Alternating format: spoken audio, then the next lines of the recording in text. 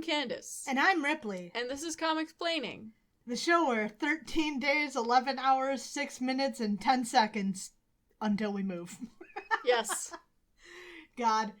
You don't even know the amount of shit that went into this joke, and it's not even funny. Yep. It's funny in my head, but only there. Anyway, we are here. It is Thor time. Let's talk about Thor. Let's talk about Thor. Let's talk about Thor, Let's baby. talk about Thor, baby. Let's talk about you and me. Let's talk about all the good times and the bad times that could be. Let's talk about Thor. Yeah. See, that's way funnier than my joke. Well, thank you. Anyway, we're gonna go ahead and get started talking about Thor number 131. Written by Stan Lee, penciled by Jack Kirby, inked by Vince Colletta, lettered by Artie Simek, and it came out June of 1966. They strike from space. It is in space. It is in space. So, we pick up with Thor and Hercules arriving back in Olympus after Thor rescued Hercules for being trapped in the underworld forever. Yep. Hercules is very excited about this. He's visibly excited about this. And he immediately starts picking a fight with Ares. Or Ares starts picking a fight with him, however you want to interpret it. And Thor is just kind of watching this passively until Ares says, anyone who helps you is my enemy too. And well, Thor's that sounds like a great invitation to go. Yep, alright, well, I'm out of here. And he does the entire Irish goodbye. Just fucks off and goes and starts climbing a rock. Because he's like, okay, now I need to go back to the thing that I was doing before this. He did not forget. He still needs to talk to Odin about Jane.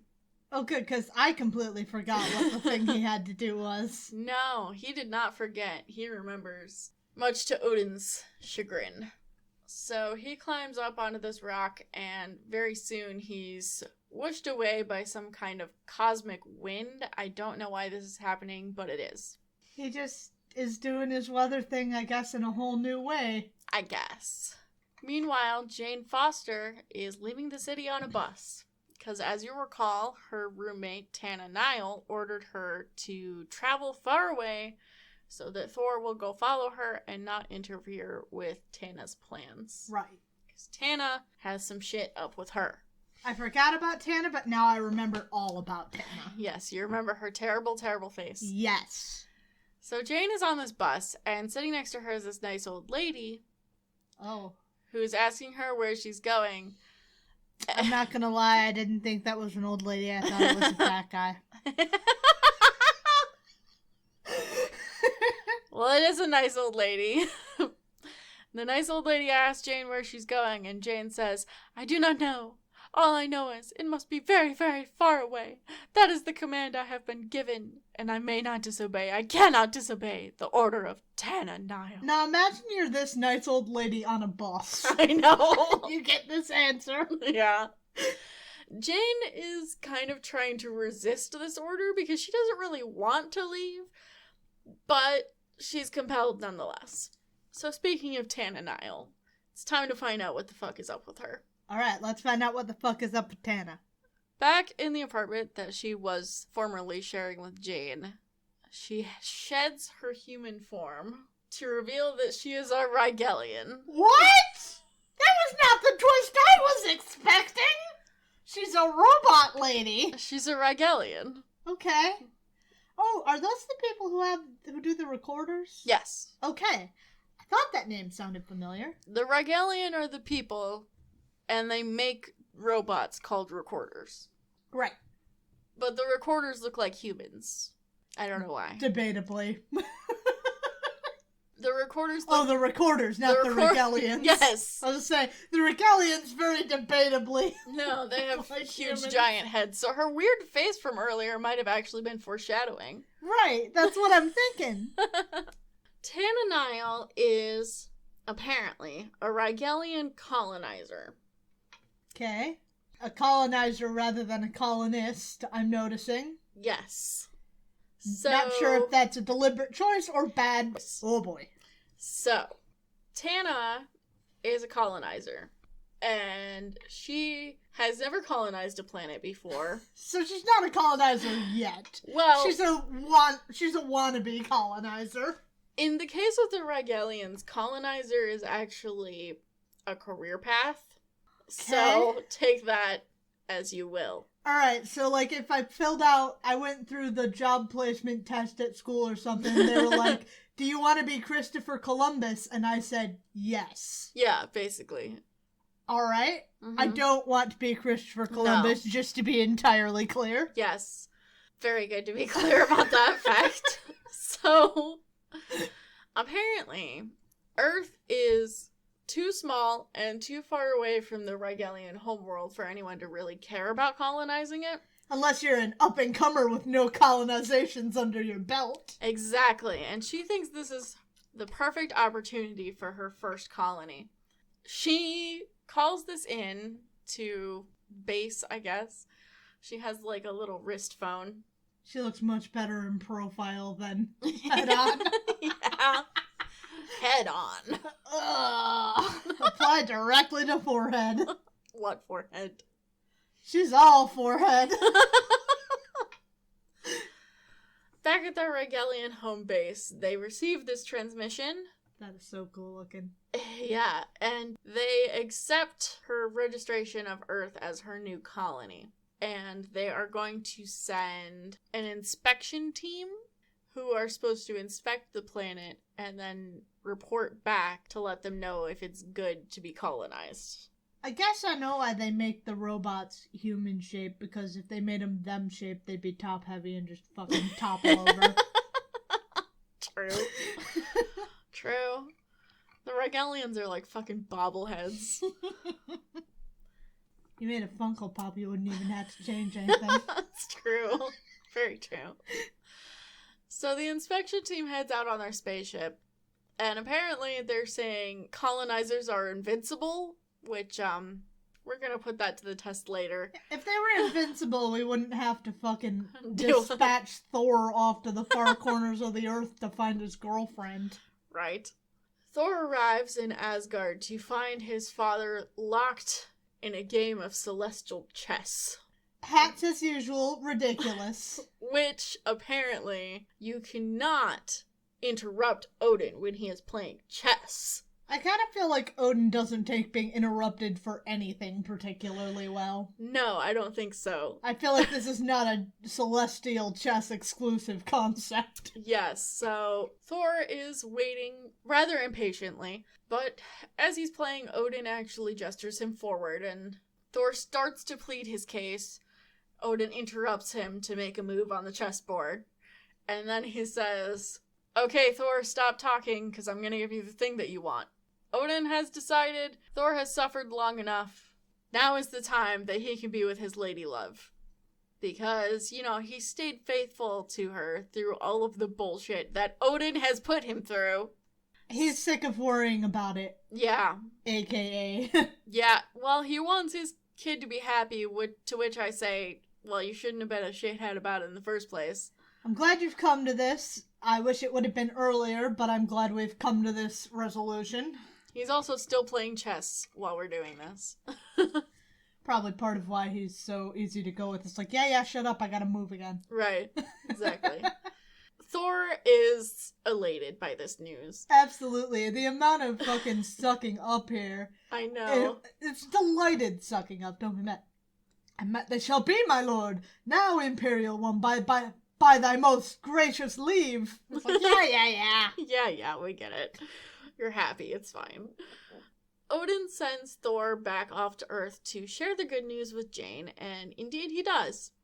He goes straight to her apartment and tries to climb in the window, but as he is doing so, he gets struck with a bolt of extraterrestrial force. I'm really wondering what Tana's whole idea was here, like, that he was not going to go back to the apartment? Right? Why don't you just get an apartment that is not being rented by Thor's girlfriend? Right? So the thing that hit him out of the window was apparently one of the Rigelian inspectors who has like a phaser gun and a goatee. The goatee is important to the functioning of the phaser gun. Mm-hmm. And Tana is very disturbed by this because she says, now Thor knows we're here. But the inspector kind of brushes her off because he's like, yeah, whatever, we can deal with him. But they swiftly learn, no, they cannot deal with him. No. As he crashes in through the wall. Kool-Aid Man. Yes, Kool-Aid Man style. And they start to have it out because Thor, he doesn't know who these people are and he just wants to know where Jane is. Tana Niles reveals her identity immediately. I don't know why. Why the fuck did she go through all this bullshit? Yeah, so... Good question. Why did she go through all this bullshit? Because here's what she says. Nay, Thunder God, she is no longer of any consequence. I had her sent away, hoping to cause you to waste precious hours searching for her until my task was completed. For I am a colonizer, and I hereby claim the planet Earth as my own. Why are you revealing all of this when you went through all that trouble to not have to deal with him? I'm baffled by anything that this woman has done. I know, right?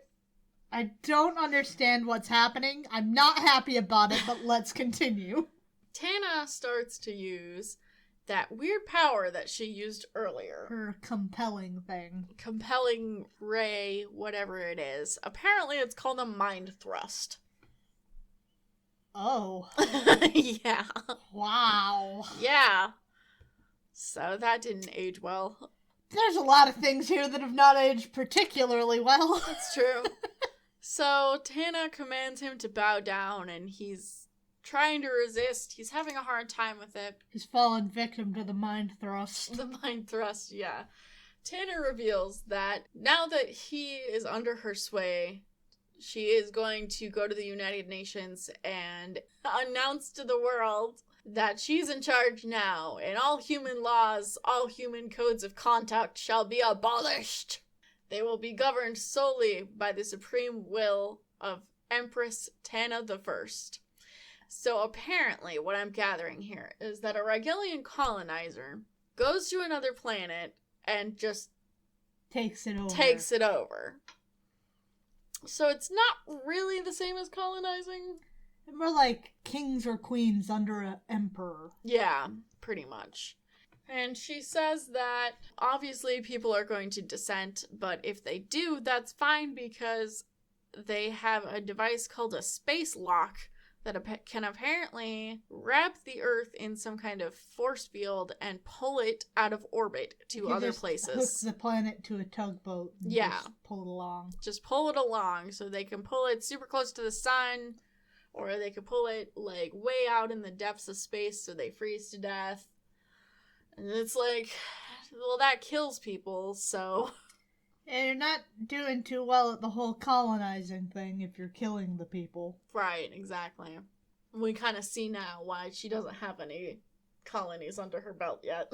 Yeah. Thor decrees that as long as he has life in his breast, this will not happen. I still don't understand why she wants to be here, because everyone else decided it was too far away. Because, like, assumedly you're colonizing, you want more Rigelians to come there, but, like, no one wants to go there because it's too far, so, like, why go there? Because it's easy pickings. Well, so the reason why that was good for her is because apparently you have to, like, compete with other colonizers. Right. So, because no one wants Earth, she can get it very easily. Right. But, like, it's not a very valuable prize once you have it. No, it is not good. It's not... The aliens haven't quite yet learned that Earth is Space Tucky. They have not yet, in fact. Earth is Space Kentucky. They will. We're gonna get into that in this story, but...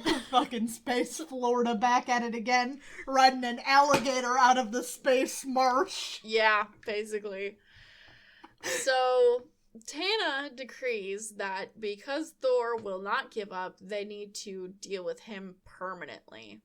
One of the inspectors has some kind of gun that is a proton coagulant ray that traps Thor in like a transparent case Yeah, this science makes protons. no sense at all, but okay. So Thor, as this is happening, thinks to himself, okay, once I'm in this, I can't move, but also I'll be invulnerable, so I'm just gonna sit in here in this cage so that I can learn more about these aliens. Protons aren't matter. Protons are a part You're still of stuck matter. on the proton coagulation. How the fuck does that work? That doesn't make sense! Okay, I'm gonna go crazy and take up all our time. It's Stan if I focus science. on it. It's Stan science. Science. You can't question it, okay? It's true, his grasp on the scientific is truly inarguable. It really is. So now that Thor is thoroughly encased in coagulated protons... No! I hate it! They issue unto Tana... I don't know, they, fiddle with her wrist communicator so that she can activate the space lock. And they decree that the planet Earth is hers. Wow, girl boss. I know, right? They just hate to see a girl boss winning. The inspectors then go out into the hallway of the apartment building, carrying Thor in his coagulated protons, where there's a nice old lady who lives next to Jane Foster, is coming out of her apartment. She's thinking, oh, this apartment is expensive, but you meet such nice people here. And then she turns around and sees the aliens, and they are not nice. They are not nice, and she and her dog look bad. They're intimidated by how not nice the aliens are. The face of this dog is just destroying me. It's so fucking a lot. I'm not gonna lie, when you sent this to me earlier, I did not know what animal that was supposed to be. I didn't know if it was a cat or a dog or a small cow. I don't blame you. It doesn't look like any known animal. My best guess was a calf, honest to God. This is one of the animals ever. It's cool that her landlord lets her have a cow in her apartment. Oh, God. So, apparently, the memory of this happening will fade from her memory in 5 seconds. So, that's fine. I like this. Oh dear, can this be one of those avant-garde New York happenings that I sometimes read about, which, in the moment reads funny enough, but in retrospect is hilarious. Yeah.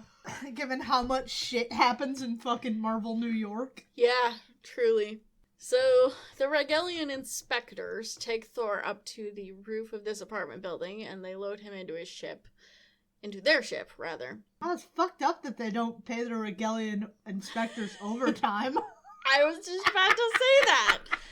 So, they make special note that the Regelian inspectors don't get overtime, which is hilarious. I'm not loving this whole Regelian empire. No, you guys are kind of not great. Anyway, as they're loading Thor in, they reveal, and they've mentioned this a few times before, but I didn't touch on it yet. Thor's fucking face. I know. That the one thing that the Rigelians fear is the Black Galaxy. It's cool that they just said this aloud. I know. So they take off into space, and Thor decides, alright, that's enough. I'm tired of not doing things. So he busts out of his coagulated protons. Yeah, that's cool. Oh my god, I forgot about this page. That's definitely another photograph that they just recolored, but it's cool anyway. Tana Niles, meanwhile, she's reflecting on what to do now. She's very excited to finally have her first colony. She is planning to take it over, so she activates the space lock. We've got another one of those panels that is just recolored photographs. Yeah, it's like a collage this time. Yeah. I mean, it looks kind of cool, but it is very out of place. It's awesome looking, it's just, when you look up at the top of the page, it's like, huh. It's jarring. It's very jarring. The space lock apparently is operated by, the Regelians at another position, several galaxies away, I suppose. It's like a big space station thing. So it fires and encapsulates the Earth in its force field. Meanwhile, Thor has busted out of his prison, and he starts to attack the inspectors. He tries to clothesline them, both at the same time, but apparently they can mentally change their physical density with the speed of thought. Okay, I mean, that's not unheard of. No, so they've got vision powers, basically. Yeah. Apparently, they then say that they have the power of unlimited density. I wouldn't do that because you would become a black hole. Yeah, indeed you would. That's a bad plan. But at maximum density, a blow from an inspector is equal to the force of a cosmic tornado. I mean, that's a bad comparison. He's a weather god. Funny you should say that, because that's also what Thor says. Thou speakest to Thor of cosmic tornadoes, so now know you this. 'Tis I who am god of thunder, 'tis I who am master of the storms of space. Anybody keeping track at home, please jot that down on the list of Thor powers. Master of the storms of space. So he starts wailing on these guys. He doesn't even use any cool powers, he just fucking punches their lights out because he's done with them. And then he resolves he's going to ride the ship back to the Rigelian base and deal with this whole situation before he goes to find Jane. Fuck yeah. So that's great. I wonder why he didn't wait to bust out until after they got there. He's an angry dumbass. True. So let's get into Tales of Asgard. I forgot entirely what was happening. Well, they went to fight this guy called a Hurricane who had a weapon called the Warlock's Eye. Right. And Loki was in jail, and they were sent to do this instead. Yes. And Thor, having defeated Hurricane in battle, realized that he and Hurricane look basically the same other than their hair color. So he changed his hair color to brown with ash. With ashes, because that's how that works. I like Fandrel's titty window. Mm-hmm. And now Thor is like... I like that he's disguising himself just by, like, holding his cape up. And yeah, Fandrel's shirt apparently has been destroyed, although I have to wonder if he just did that himself because he thinks it's a cool look. It doesn't seem off from the very little I know of him. Exactly. Like, he is called Fandrel the Dashing. Right, exactly. It's very dashing Errol Flynn kind of thing going on here. Exactly. So, Thor, pretending to be Hurricane, is commanding this army. And meanwhile, Hogun and Fandrel and the other Asgardians are fighting back. There's my boy Volstagg. Thor, as Hurricane, starts to command that they bring out the Warlock's Eye because that's the only thing that can defeat the Asgardians once they've got their mind set to something. Fair enough. So these guys go off to go find where the Warlock's Eye was hidden. And they happen to pass by Volstagg, who's hiding in a barrel. Volstagg sees them and decides now is the time for action.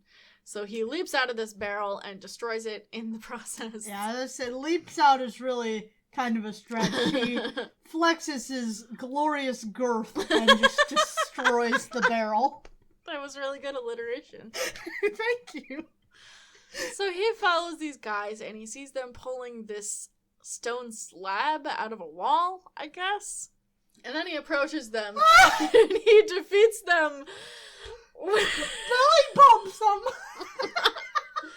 He defeats them with a mighty bump of his belly. It works, though. It does work. And then the Warlock's Eye is apparently inside of this stone slab, I guess, so it's like some kind of case. Right. So these other guys come to fight Volstagg, but he takes out the Warlock's Eye and he starts zapping them. So I started blasting. And I started blasting. He blasts the heck out of all of them. And then he comes up to where he sees who he thinks is Hurricane. And goes to start fighting him and try to make him surrender. But it's actually Thor, and Thor's like, okay, jig is up. And he lowers his cape, and he's like, it's me! So there was very little reason for all this hair dye nonsense. Yeah, well, he didn't... That's all he did. Like I said, he was just holding up his cape. So, like... He took off his hat, too. Let's not give him no credit. True, okay. Big himbo energy from Thor here. So Thor reveals his identity, prompting Volstagg to hand over the Warlock's eye, which means that the Asgardian band has won the day. Yay! Yay! Next issue, The Dark Horse of Death. I see. Have we already had another issue that was called Where Gods May Fear to Tread, or am I thinking of a future issue called Where Gods May Fear to Tread? Probably both. Anyway, here's the Mighty Thor with Where Gods May Fear to Tread. Yeah, issue 132 of Thor. From June of 1966, written by Stan Lee, penciled by Jack Kirby, inked by Vince Colletta, and lettered by Artie Simek. Hell yeah, fuck him up. Thor, in the spaceship that he has commandeered, is approaching a Rigelian space station that orders him to identify himself. They call it a space station. I guess it is technically a space station, but it doesn't act much like a space station. Yeah, so Thor remarks that it's kind of like a toll booth that's guarding the route. One of the Rigelians comes on, like, the communicator screen and starts talking to Thor, and he's like, okay, you're not one of our guys, so you have to be an enemy. And Thor's like, I am neither friend nor foe. No, I don't agree with that. You're a foe. I am neither friend nor foe. However, I command you to remove the space lock from the I'm sorry. Hang on. I command thee to remove yon space lock from the planet Earth, or suffer my boundless wrath. So it kind of sounded like you're a foe. Yeah, like I'm saying, he's not... There's no, I am neither friend nor foe. You gotta say you're neither friend nor foe, but act directly like foe. Yeah. The Rigelians send a crew out to go deal with this guy, because they're very, very confident in themselves. They've never met someone that they can't deal with. I have noticed their confidence, yes. As mentioned, there's only one thing that they're afraid of. And it's not Thor. It's not Thor yet. Oh. So they go out to meet Thor on, like, this... Space bridge. A space bridge, yes. We're not going to go into what that is exactly. It's a space bridge. Atmosphere bridge kind of thing. Yeah. Thor comes out also to meet them. Little did they know. They immediately notice that their mind thrust doesn't work. Damn. I guess he figured out how to defeat the mind thrust. Yep. Fuck, we had no tools other than the mind thrust. So he starts attacking them, and immediately the Rigelians are like, what the fuck? We gotta get our mind thrust together. Yeah, so they try to all mind thrust in unison, which deflects Thor's hammer for the moment. But the hammer, you know, it keeps flying around because that's what it does. And they try to burn it and it doesn't work. Yeah. They try to burn it, it doesn't work, and they kind of give up. And Thor says, okay, well, I'm going to take command of you and your ship, and you're going to take me to the planet Rigel and to the space lock. Wow, how the colonizers become the colonized. Well, you know, Odin's been colonizing shit since... Runs in the family. Forever ago, yeah. Meanwhile, on Earth, Tana Niles is brazenly walking out on the street in her Rigelian form. No one seems to really understand what's going on. They just think she's a weirdo. And in fact, a cop approaches her and is like... What in the name of J. Edgar Hoover is that? Yeah. I hope that was something people said in the 60s. I know. Just call out the director of the FBI. I don't even know the current director of the FBI. I couldn't do that if I wanted to. No idea. I don't want to. I do. What the fuck is this? God damn it. Christopher Ray. What in the name of Christopher Ray is that? God. So, this cop approaches Tana, trying to figure out what's the deal with her. And she tells him that she is the empress of the planet. And he's like, okay, get in my cop car, please. Your Majesty. Your Majesty. I love this, actually. Because this is what you're supposed to do with people who are delusional. you're supposed to kind of play into it and try to get them into a safer place. Okay. So... I mean, she's clearly not human, but, like, cool on you, Mr. Cop. They just think she's wearing a weird mask. She's headed to New York Comic Con. Yeah, exactly. So... Got a little too into character. So, yeah, so the cop opens the back of his car, and he's like, would you like me to take you to our leader? And she's like, that is exactly what I had in mind. It is time for me to abolish all of Earth's governments and assume command myself. This cop starts driving her, and she says, take me directly to the UN. And he's like, okay, we're going to the police station. I like the assumption that everyone who has these weird delusions of grandeur, I guess I'm going to have to call it, think they're Napoleon. Like, yeah. Specifically Napoleon. Well, a Napoleon complex is a thing, isn't it? Right, but it's a different thing. Isn't that like short man syndrome? Oh, yeah, I think so. I don't know. I mean, he is a pretty famous colonizer. So... Fair enough. But while this is happening, the space lock is very, very slowly pulling Earth out of orbit. Tana will have the last laugh, it seems. That's what she thinks. That's what she thinks. Meanwhile, the Rigelians are sending out a robot called the Indestructible. Not the Indestructible, but Indestructible. That's its name. They're sending that out to deal with Thor. It does look more normally proportioned, like the robots tend to, but I don't think it's one of their recorder robots. No, the recorder robots are different things. But it is still, like, dude proportioned. Yes, this is an indestructible attack robot.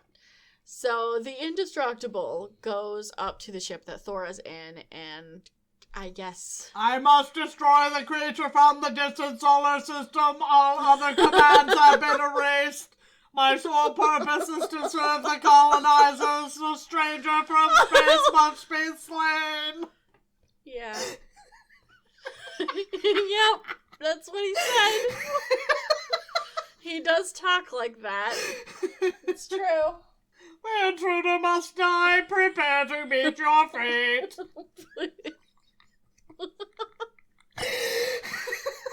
Yeah. So, the Indestructible gets onto the ship, and Thor moves to deal with him. Thor is like, I don't know, like crouching over the Rigelians almost protectively. I don't know what's happening there. But he goes to face the Indestructible as the Rigelians taunt him and say that he will soon die. And indeed, the Indestructible does seem to be quite strong, as it grabs his arm and he cannot break free. But then he punches it, and then he spins his hammer so fast that it begins to heat its own atoms. Okay, I'm gonna call bullshit because it didn't catch on fire when he was traveling through time. Yeah. And the robot says, "You are too powerful to live." You are too powerful to live. Yes, exactly like that. Thor strikes the robot to no avail, and then the robot decides it's going to use its ultimate weapon, a gamma-powered immobilizer beam. A gamma-powered which it conveniently announces is so irresistible that even he cannot withstand its touch. So I bet you can guess what's about to happen. Wow, I have no idea. I could never guess. I have no idea what's coming. Oh my god! Oh my god, Thor tackles the robot and slowly forces his own hand back on himself. Stop hitting yourself. So he gets hit by his own beam and gets, I don't know, shut down. The Indestructible has had his name proven to be wrong. Yeah, so, I mean, it was fundamentally wrong because they literally gave him a weapon that could defeat him. So, the Rigelians are shocked. But they go back to piloting the ship because they realize they can't do shit about this. And even as they are approaching, meanwhile, on a heavily armed Rigel space cruiser is being attacked by a deadly beam from the Forbidden Galaxy, the Black Galaxy, which is the only thing that the Rigelians fear, in case you forgot. It's crazy that they just got attacked by an entire galaxy. I know. So... that was cool that happened. Anyway, the, like, leader of the Rigelians is this dude who's in, like, a command center trying to deal with this whole situation. One of his observers radios in to tell him about the situation, that Thor defeated the Indestructible. And the leader says, I know. Man, I never wanted this job in the first place. Yeah, so I actually kind of love this. So this guy, he's the Grand Commissioner of Rigel, and he says he never wanted it, but since his IQ is the highest in the whole sector, it's his job immediately. So, like, unlike most people that brag about their IQ. Yeah. I mean, obviously that's not great, but I think this is, like, kind of cool world building, actually. Yeah. Like, when you think of a race of aliens that's technologically advanced and colonizes, like, lesser people, what kind of leader would they have? That makes sense. It does make sense.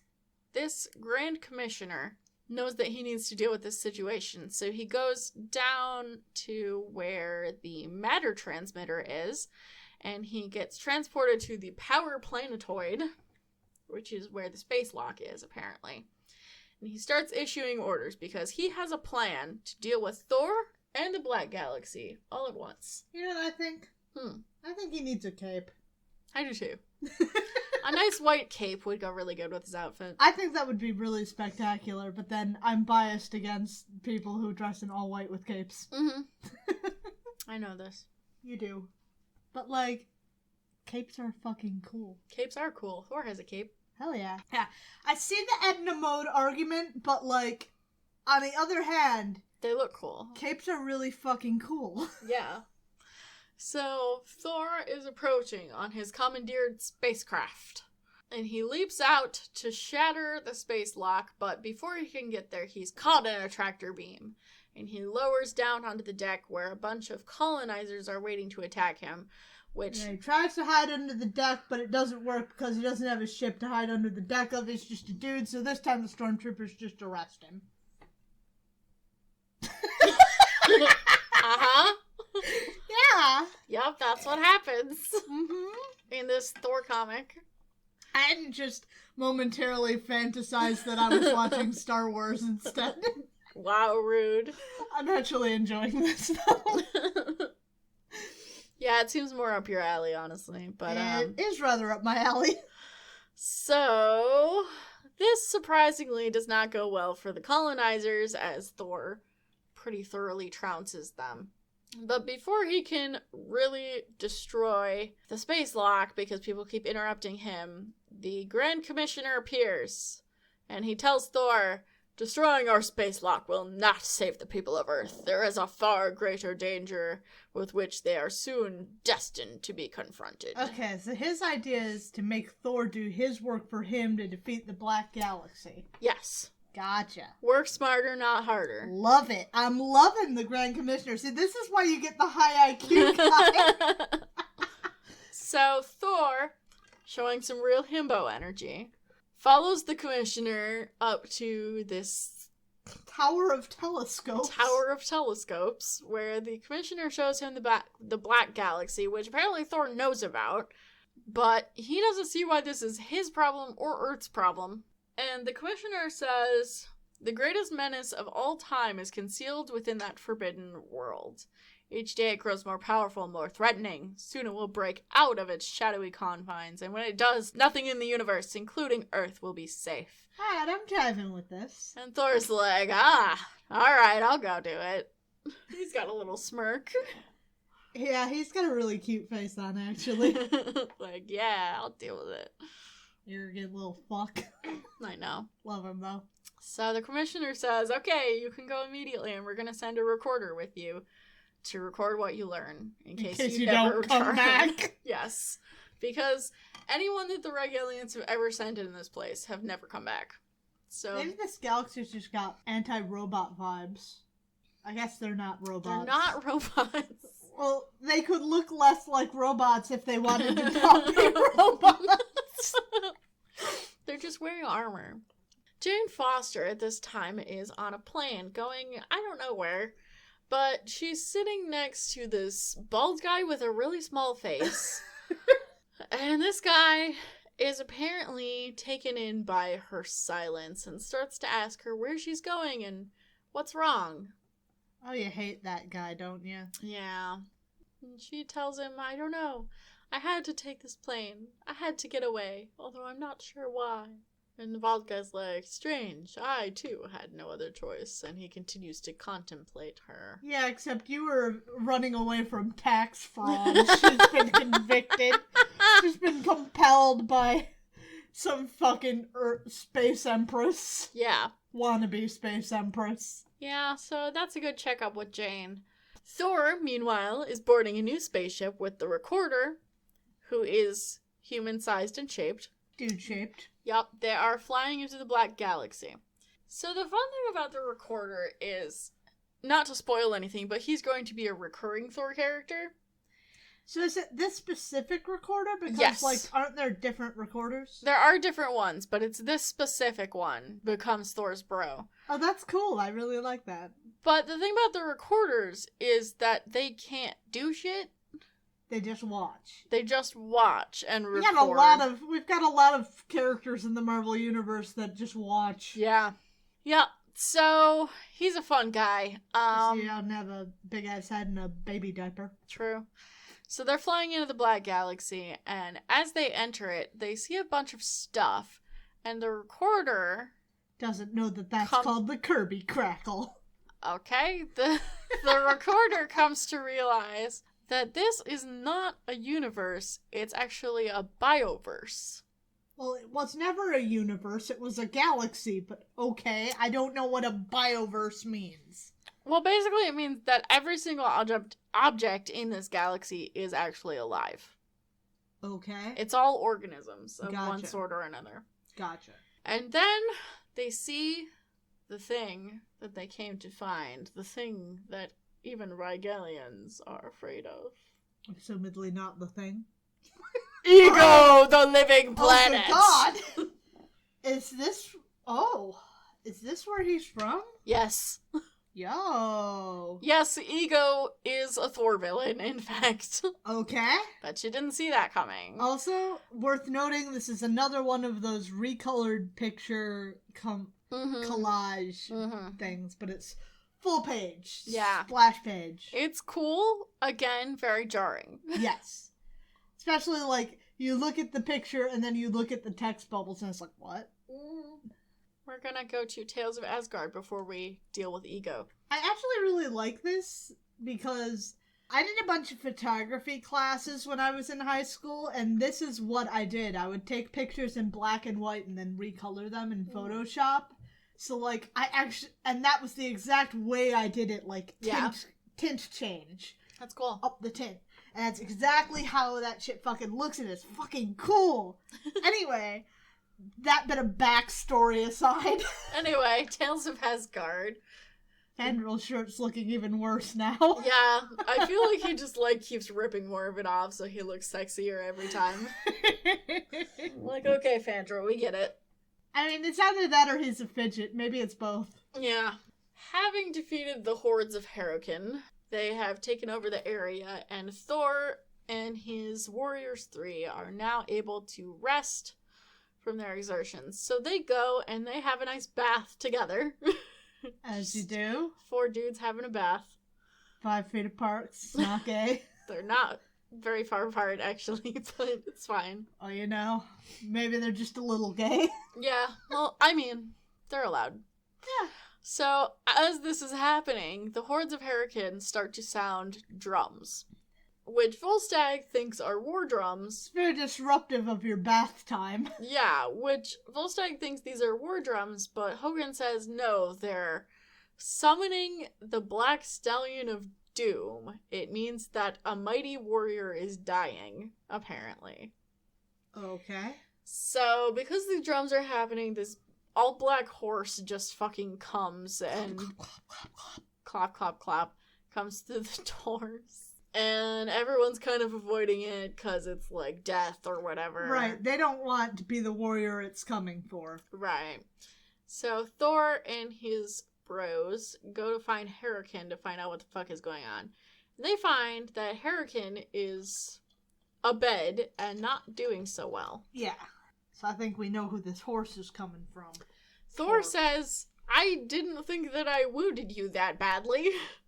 And Hurricane says, apparently, because he is an old warrior and he has been in many battles, he's sustained many injuries over the years, and this is just the last one, I guess. He doesn't look old, but okay. I think we needed to draw him with a few more crinkles around the eyes.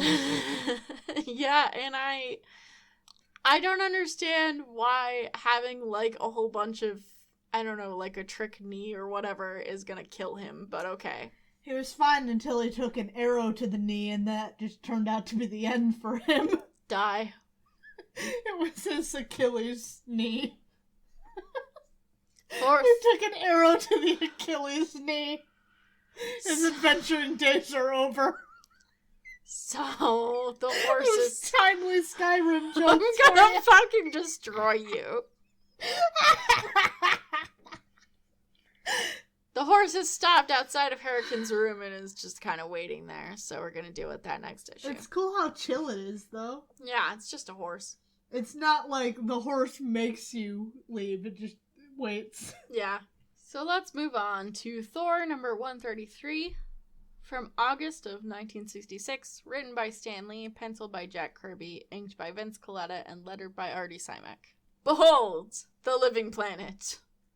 I'm beholding. You are. Behold, the living planet. Indeed.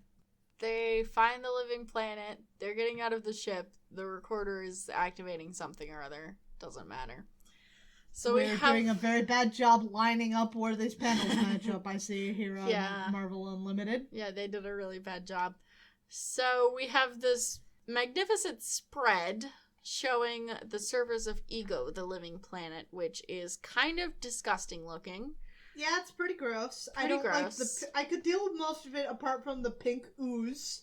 I mean, honestly, I think all of it is kind of gross in its own way. I can deal with most of it, but the pink ooze is too much for me. Mm-hmm. I watched too much of Power Rangers in the movie growing up. Had to date myself by referencing Mighty Morphing Power Rangers the movie. Ego makes a face for himself in order to talk to the two of them. I actually really like this face. Mm-hmm. It's a pretty decent face. So he's talking to the two of them, and then he uses some kind of, I don't know, molecules or something to, like, take an imprint of Thor's mind to create, like, an environment that he'll be more comfortable in. Okay. So he reshapes the entire world to be more like Asgardian forests, and then That's pretty cool. Then he makes a body for himself that looks like an Asgardian warrior. Right. He makes a bunch of horses. Makes himself all gold, because he's just got to be a little special anyway. Of course. And he starts to lead them across this new Asgard that he's made. So this is a lot better than the gross, throbbing pustules that we saw before. No pink ooze to be seen here. No. Ego, as they are riding, is telling them that he's been waiting for a very long time because now that they have come into the Black Galaxy, he should be able to leave so that he can conquer all of space. Oh, cool. Yeah, very cool. So why is this different from all of the other Regalians that have come before? They're not colonizers. It's Thor and a recorder, so the recorder's not going to do anything. I don't know why Thor is special in this case. Yeah, that's what I was asking. Yeah, yes. I don't know. Because, like, you would think that it wouldn't change what can go in or out. I don't know. Ego just thinks Thor is cool, because Ego was the one who was killing the Rigelians, stopping them from getting in. Okay. Meanwhile, oh god, Jane is having dinner with the bald man that she met on the plane. Oh my god, everyone's face on this page is fucking terrible. There's not a single face here that is not questionable in at least one way, shape, or form. So this man is named Mr. Porgia. Tax evader Porgia. Got it. Yup. And Jane says that he aroused her female curiosity. I hate when that happens, when I'm just going about my daily chores and my female curiosity gets aroused. It does sound like a euphemism, doesn't it? No, that's what happened when I went and I bought that gay bird towel. Yeah. My female curiosity was aroused, so I had to double back to buy it. Yeah. So, sometimes you're just at the store and your female curiosity gets attracted to some kind of hand towel or something. I hate when that happens. And then I'm forced to go buy this gay bird towel. So Mr. Porgia says that he and his friend Tagar are looking for a person possessing true courage, enthusiasm, and a spirit of dedication. I'm not sure where he got that read on Jane from, but okay. I don't know. So he says that Tagar, oh god, Tagar looks really bad. is coming to meet them. And indeed he does, and Tagar is a lot to handle. He's immediately kind of freaking Jane out. And he's going to assess her qualification and speak to her, and he says he's looking for a teacher, and she says, "Oh, I'm a nurse," and he says, "Oh, that's even better." He says, "A knowledge of medicine would actually double your value," and she says, "I'm afraid that's out of the question." Yo! And he says, "You do not realize what you're saying. By the genetic table of the High Evolutionary, we must have your services." Now, is this the first place the High Evolutionary has shown up in Marvel? Yes. Okay, cool. I always assumed he was like a Fantastic Four guy, but cool. This is a funny experience that I keep having with people, because no one I know reads Thor comics, so frequently I'll be like, "Oh yeah, this villain was actually a Thor villain originally," and you guys will be like, "What?" Well, like, the reason I figured he was a Fantastic Four guy is a lot of the Fantastic Four guys are science guys. Mm-hmm. And the other place that has a lot of science guys is Spider-Man, but, like, I know he's not a Spider-Man guy, so I just figured he was, like, one of Reed Richards' weird orbiting circle of science weirdos. Nope, he's a Thor guy. Okay, cool. Not gonna deal with that right now, because Thor... This guy doesn't look at all like Kurt Russell. No, Thor is talking to Ego, and Ego says, he reveals that what he wants is to fight Thor in his human form, because he says that once he's defeated Thor in his human form, then he can make copies of himself and send them throughout the galaxy, while the real Ego remains within the Black Galaxy. Well, throughout the universe, rather. Cool, I don't understand why Thor is an integral part of this plan. Well, because he figures that if he can defeat Thor, then he can conquer pretty much anything, because he'll be the strongest dude. Okay. So... I think we should just send Galactus over here, personally. Yeah. Problem fucking solved. Yeah. So his plan, clearly, he wants to fight Thor in his human form. Thor doesn't take kindly to this and starts to threaten him, to which immediately Ego reverts back to his, planet cloud form. Yeah. And starts attacking him. It is like, how can one single being hope to strike back at the power of a living planet? And I'm like, I thought you wanted to fight him in your human form. That's also what the recorder says. Hey! Observation. You are not true to your word. You did not defeat the Thunder God while you were in human form. And Ego says, a mere oversight. Yeah, we get it. But he still doesn't go back to his human form. Instead, he takes an imprint of Thor's body and uses it to create antibodies, which he now decides he's going to use those to take over the universe. Okay. So this is a weird shift, Ego. I don't know what's going on with you, bud. Thor was too scary. He was too scary. So this antibody forms into a humanoid with weird toes. Yeah. Yeah. Guess he's not human. He can have weird toes. Yeah. The recorder apparently has to recharge his power circuits, and that makes him look terrifying. Oh, God. Yes. So he's very excited about all this as Thor starts to fight the antibody. And Thor is kind of doing his best, and the recorder is just standing there being like, you can't fight a living planet. like, you're not a very good wingman. This isn't helpful. God, Ego is so fucking gross. Ego's really, really gross. He declares that they are of no further interest to him, which is like, okay, but a page ago you said that you needed to defeat Thor to prove that you were ready to conquer the universe, so what's the truth? So he leaves them alone, but then in a couple minutes he summons a tidal wave to attack them. So they run across the ground until they find, like, a hole that they can jump into. This hole apparently is basically like a pore. So they are now inside of Ego, the living planet. I'm not even grossed out by human biology and shit, and this is gross. This is really gross. So they're, like, in his arteries, basically. Okay. And they start to get attacked by antibodies because that's what happens when there are unknown organisms. Right.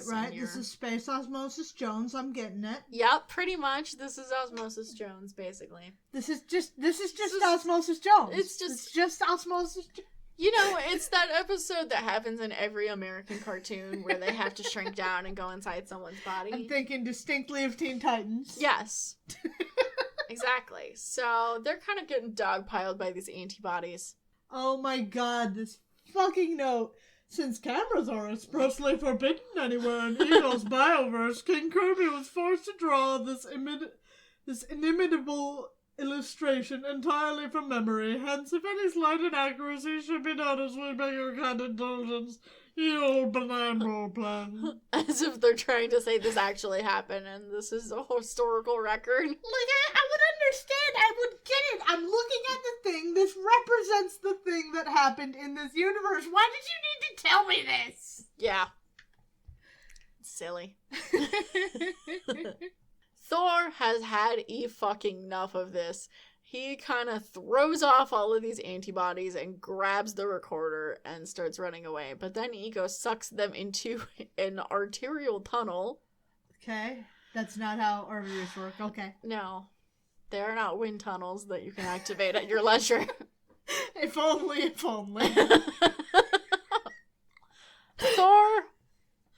Thor is not taking this. He will not be conquered. He will not be sucked in by wind. He knows wind. Exactly. He has a close personal connection with wind. It's true, he does. Meanwhile, let's see how things are going with Tana Niles. The answer is not great. She's trying to deal with these cops, but they kind of aren't really dealing with it because they're cops in New York. Okay, so... like, she lived here. How did she fall for this fucking ruse? I don't know.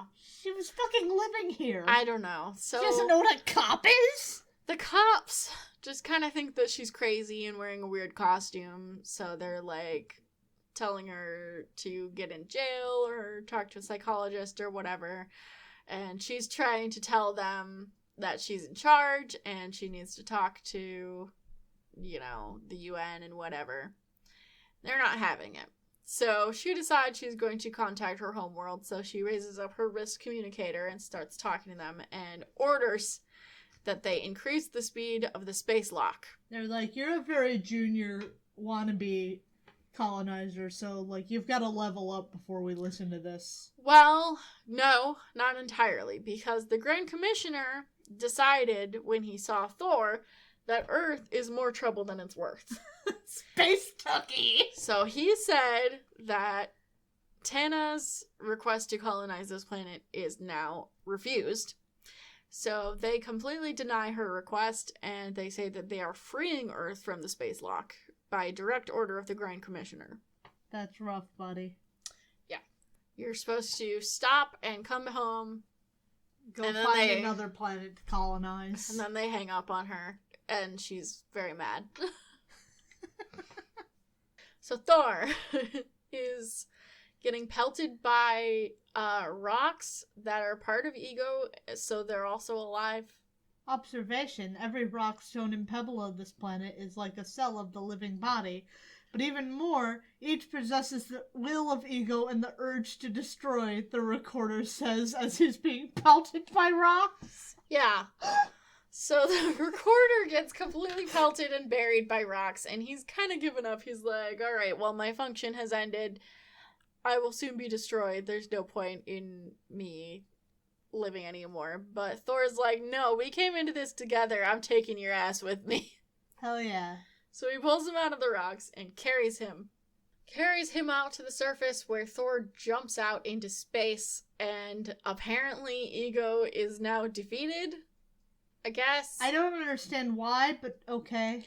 Ego is defeated, and he declares that never again shall he attack Rigel, never again shall he seek to invade other galaxies. I shall ever be a world apart till eternity crumbles. I guess I understand it. See, he's living up to his name. He's Ego, and by being defeated by Thor, his ego has been hurt, and so he can't chant such a thing again because it would just be too much of a blow to him, so he will lock himself off from the universe. Well, that's kind of like the dual purpose of his name being Ego, right? Yeah. But, like, also, Thor didn't really defeat him.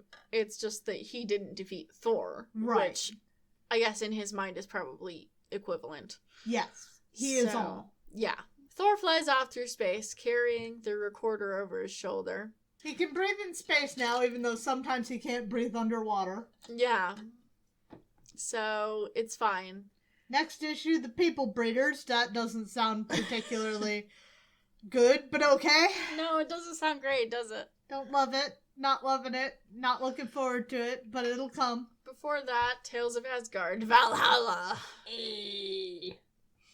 So Harrican has been put in his ceremonial armor and put on some kind of chair device. This weird stilt device, which is what warriors are using to put him on the horse. What? Why? Just lift him! And these guys are also wearing, like, executioner hoods. This is so much! This is ridiculous.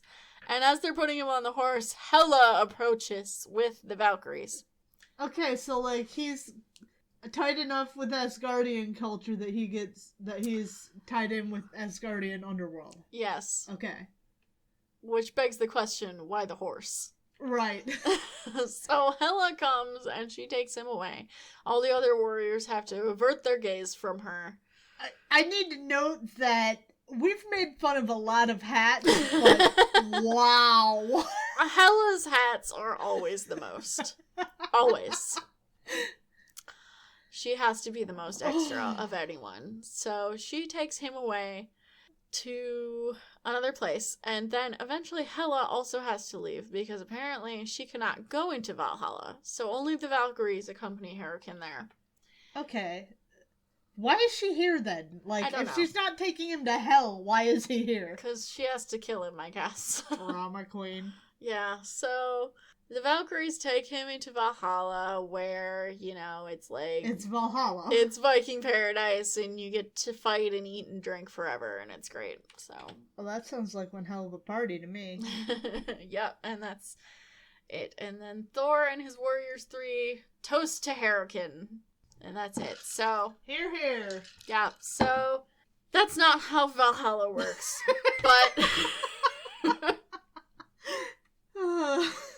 So we're not going to get to follow Harrican's continuing adventures in Valhalla? No. Alright, I didn't really think so. That's it for us today, I think, on the comic side.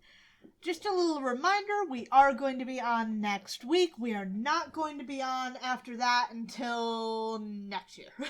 Yeah, so we're going to have an episode next week, and then we're taking a break the next 3 weeks for... We're planning on moving, and also for the holidays. Right. The holidays were already something we were planning. Moving happened, so moving just added an extra week off. Yeah. It wasn't planned to be 3 weeks, but that's how it is. It is how it is sometimes. Anyway, if you want to talk to us, you can send us your comments at comicsplaining@gmail.com. Other places you can contact us, we are on Facebook, Tumblr, and Twitter. We are Comicsplaining in all of those locations. We also have a video version of the show that we put out weekly on YouTube. A shout out to one bot Veronica Watkins that commented on episode 23, the one where the locust is a plague.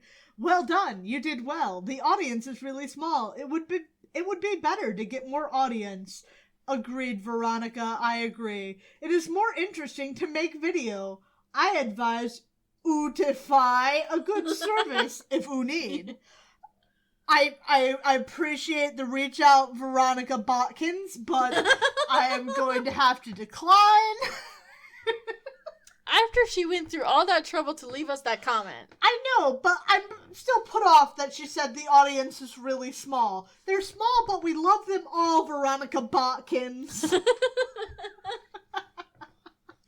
Anyway, if you want to support the show, we're on Patreon for monthly donations, or if you just want to send a one-off, we are over on Coffee. Other than that, hey. If you want to leave spam comments on our videos, go ahead.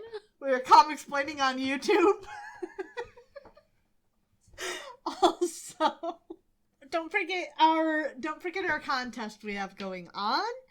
If you leave a review on Podchaser or iTunes, you get an entry into our contest where you can win a trade paperback.